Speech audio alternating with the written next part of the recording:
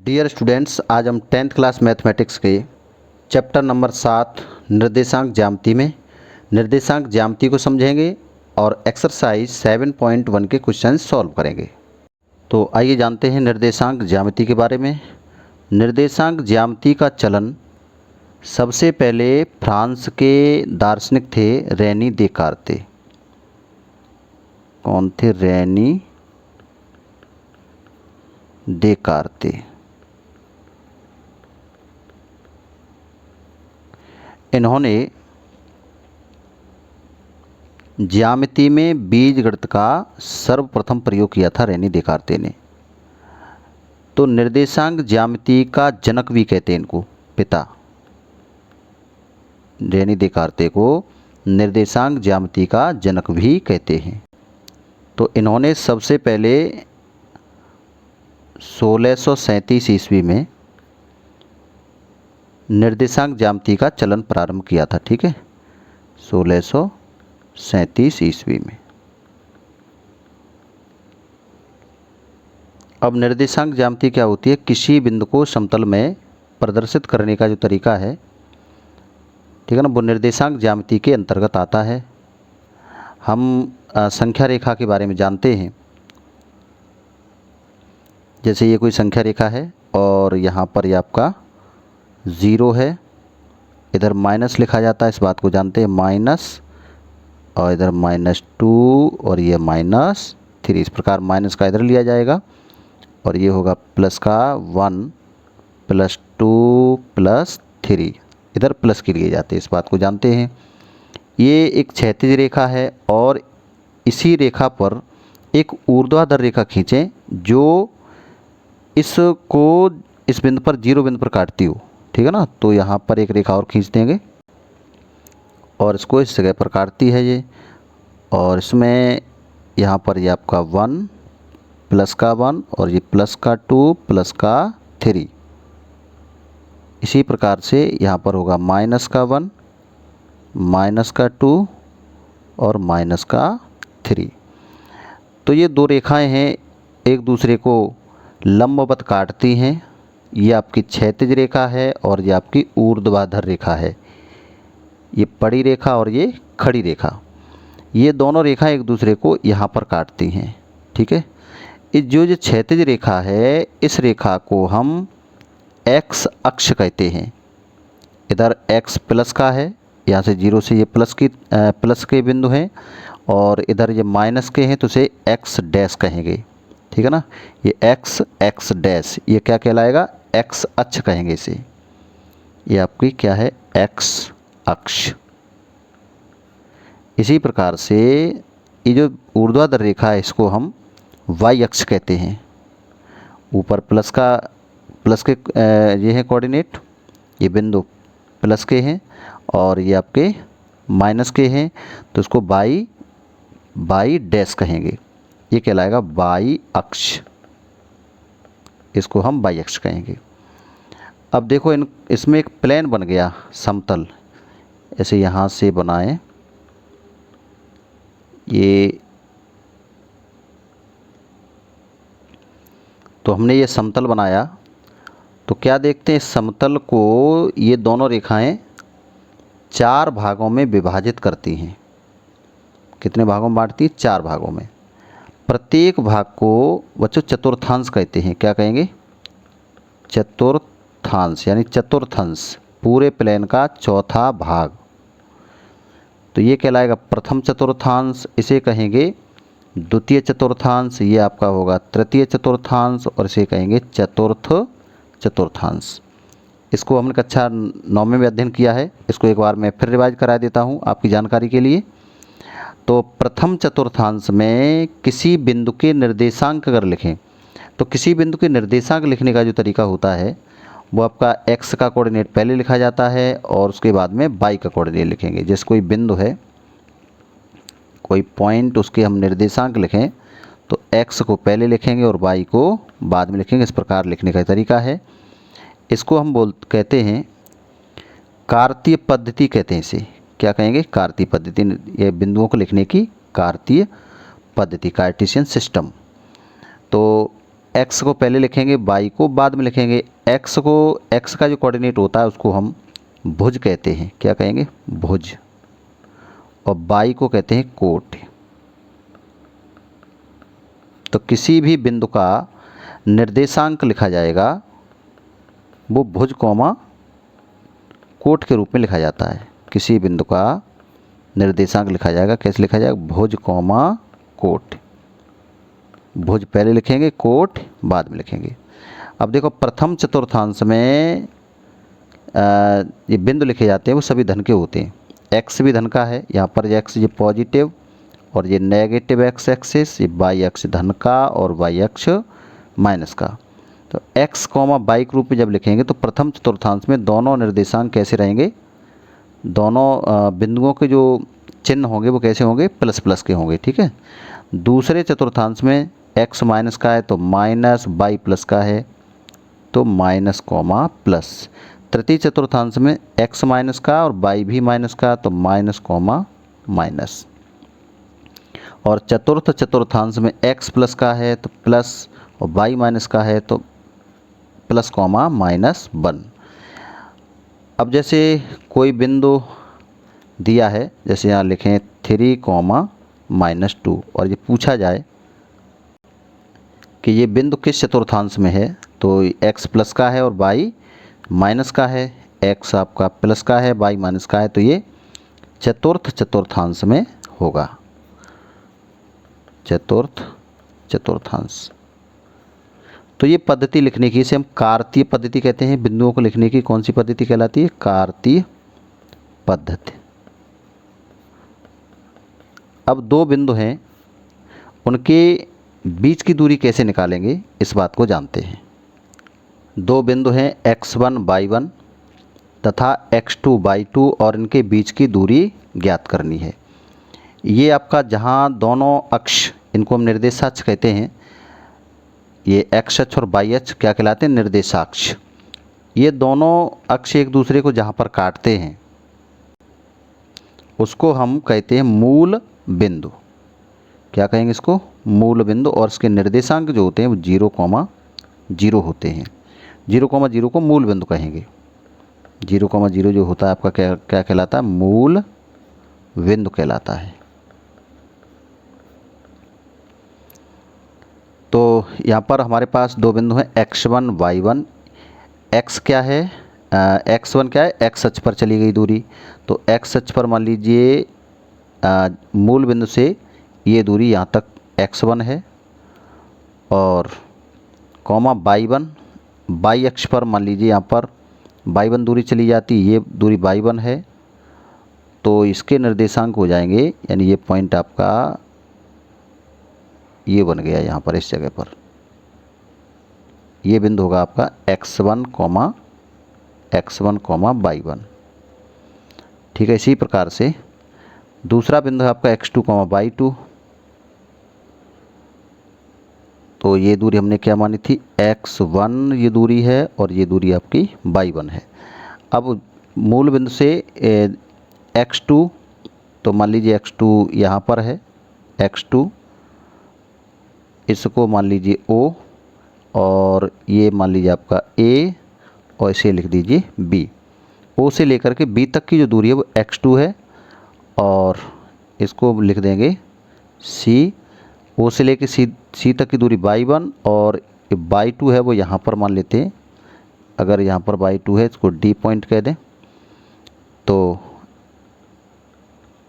ये आपका हो जाएगा x2 y2 पॉइंट। ये पॉइंट रहेगा x2 कॉमा y2। ठीक है। अब हमें क्या चाहिए? x1 कॉमा y1 यानी इस बिंदु और इस बिंदु के बीच की दूरी, ये ज्ञात करनी है। क्लियर? अब देखो O से लेकर के A तक की दूरी क्या है? x1। O से लेकर के B तक की दूरी क्या है? x2। ठीक है। तो यहाँ लिख लेंगे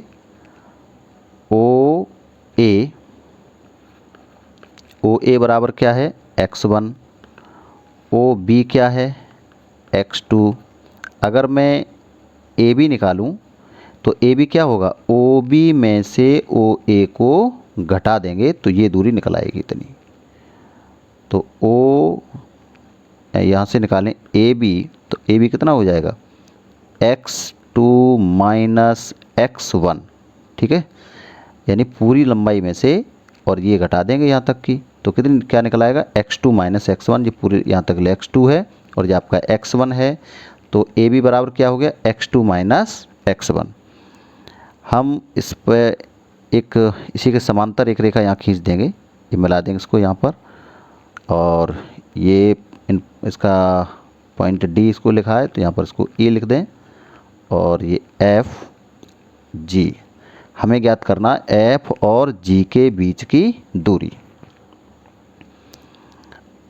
अब देखो ये ए और बी हमने निकाल लिया, तो ए बी किसके बराबर होगा, एफ ई के बराबर होगा। ए बी बराबर एफ ई, तो एफ ई कितना हो जाएगा, तो एफ ई बराबर हो जाएगा ए बी और ये है आपका x2 माइनस x1। अच्छा इसी प्रकार इसे देखें, ये लंबाई कितनी है, ये इसके बराबर होगी, ये आपकी y1 है, ठीक है, ये भी y1 होगी, तो बी ई बराबर है वो y1 है, बी ई इक्वल टू कितनी है y1, और ओ डी के बराबर होगी बी जी, ठीक है, ओ डी बराबर क्या होगा बी जी और बी जी कितनी है y2, यानी ओ से लेकर के डी तक की दूरी होगी, वही दूरी बी से लेकर के जी तक की होगी, तो ये हो गई आपकी y2। यदि हम जी ई का मान निकालें तो जी ई का मान निकालने के लिए क्या करेंगे, बी जी में से बी ई को घटा देंगे, तो हम मान निकालें जी ई का मान निकालें तो क्या हो जाएगा, बी जी माइनस बी ई, और बी जी कितना है y2 और बी ई कितना है y1। तो इस प्रकार से जी ई का मान निकल आया। अब देखो ये कोण है आपका 90 डिग्री का, ठीक है ना, क्योंकि ये है वो इसकी बाई अक्ष के समांतर है, तो ये 90 डिग्री का कोण है। अब ये बन गया आपका समकोण त्रिभुज, कौन सा, जी ई एफ। तो समकोण त्रिभुज जी ई एफ में, इस समकोण त्रिभुज में, इसमें ये ई कोण समकोण है, तो ई के जो सामने की भुजा होगी कर्ण होगी, तो हम जानते हैं पाइथागोरस प्रमेय से किसी समकोण त्रिभुज में कर्ण का वर्ग बराबर शेष दो भुजाओं के वर्गों के योग के बराबर होता है। तो इस बात को हम लिख देंगे, तो ये हो जाएगा आपका एफ जी का square equal to E F E का स्क्वायर प्लस ई जी या जी ई का स्क्वायर।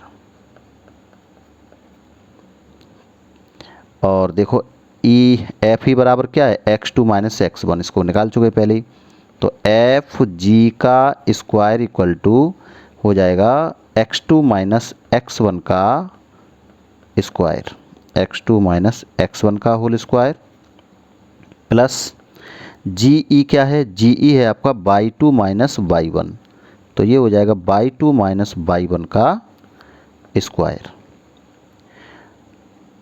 अब हमें चाहिए एफ जी, यानी एफ से जी तक की दूरी चाहिए, तो स्क्वायर है तो उसका स्क्वायर रूट ले लेंगे, वर्गमूल ले लें, तो एफ जी बराबर हो जाएगा under root x2 minus x1 का whole square plus y2 minus y1 का होल स्क्वायर।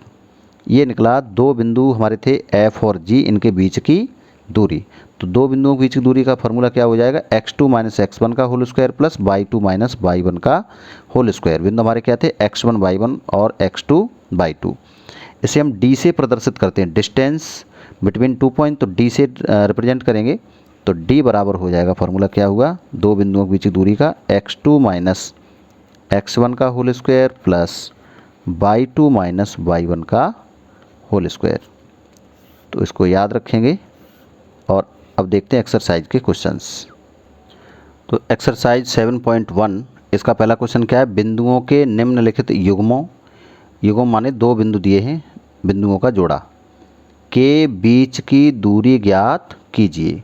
तो हम दो बिंदुओं के बीच की दूरी का सूत्र जानते हैं, डी बराबर क्या होता है, under root x2 minus x1 का whole square plus y2 minus y1 का होल स्क्वायर। ये फॉर्मूला जानते हैं। हमारे बिंदु क्या थे, x1 y1 x2 y2। तो यहाँ लिख लेंगे x1 y1, ये आपका x2 और y2, इनके बीच की दूरी बतानी है। तो d बराबर हो जाएगा under root x2 minus x1, x2 बराबर क्या है 4, तो ये हो जाएगा 4 माइनस x1 कितना है 2, 4 माइनस 2 का स्क्वायर और प्लस का चिन्ह लगाएंगे, ठीक है ना, ये प्लस का चिन्ह लगाएंगे। और y2 माइनस y1, y2 कितना है 1 है, y1 कितना है 3 का स्क्वायर, और इसे सॉल्व कर देंगे तो 4 माइनस 2 कितना हो बचेगा, 2 बचेगा, 2 का स्क्वायर, और 2 का स्क्वायर क्या होगा 4, 1 माइनस 3, यहाँ पर माइनस 2 बचेगा, और माइनस 2 का वर्ग करेंगे तो कितना आएगा प्लस का 4, इनको जोड़ देंगे तो ये हो गया अंडर रूट 8, 4 दूनी 8 होता है, तो इसे ऐसे लिख सकते हैं 4 इंटू 2, और 4 का स्क्वायर रूट क्या होगा 2, 4 का वर्गमूल 2 बाहर आ जाएगा, और अंडर रूट 2, ये हो जाएगा आंसर। ठीक है, अगला इसमें है सेकंड पार्ट, बिंदु दिए हैं -5,7 -1,3, इसे लिख दें x1 है, और ये आपका y1, और ये हो जाएगा x2 एंड y2, इनके बीच की दूरी निकालनी। तो d बराबर x2 माइनस x1, x2 बराबर क्या है -1, तो -1 माइनस x1, और माइनस इसमें पहले से लगी है तो यहाँ पर प्लस हो जाएगा का whole square plus y2 minus y1, तो 3 माइनस 7 का स्क्वायर, और इसको सॉल्व करेंगे तो 5 माइनस 1 कितना बचेगा 4, और 4 का स्क्वायर करेंगे तो आ जाएगा 16 यानी 16, और 3 माइनस 7, 3 में से 7 घटाइए माइनस के 4, और माइनस 4 का वर्ग करेंगे तो प्लस के 16, तो ये हो जाएगा अंडर रूट 16, 16 कितने हुए 32, 16 दूनी 32, इसे ऐसे लिखते हैं अंडर रूट 16 गुणा 2, 16 का वर्गमूल 4 बाहर आ जाएगा, 4 अंडर रूट 2, ये इसका आंसर होगा। इन दोनों बिंदुओं के बीच की दूरी कितनी निकली 4 अंडर रूट 2। अगला इसका थर्ड पार्ट है क्वेश्चन नंबर 1 का, बिंदु है a, b -a, -b, इसे लिखें x1 y1, और इसके ऊपर लिख दें x2 y2, इनके बीच की दूरी बतानी है। तो d बराबर अंडर रूट x2 कितना है -a, माइनस x1 कितना है a का square plus y2 minus b minus y1 b का स्क्वायर, और इसे सॉल्व करेंगे तो ये हो जाएगा आपका -2a का स्क्वायर प्लस ये हो गया -2b का स्क्वायर, तो ये हो जाएगा 4a स्क्वायर, इसका वर्ग करेंगे 4a स्क्वायर, और -2b का स्क्वायर करेंगे तो 4b स्क्वायर, इसमें से 4 मिल जाएगा कॉमन, तो 4 ले लेंगे कॉमन, तो क्या बचेगा, तो यहाँ बचेगा आपका a square plus b square, 4 का वर्गमूल 2 बाहर आ जाएगा, वर्गमूल के बाहर 2 लिख देंगे, और अंडर रूट के अंदर बचेगा a square plus b square, और यही हो जाएगा आंसर।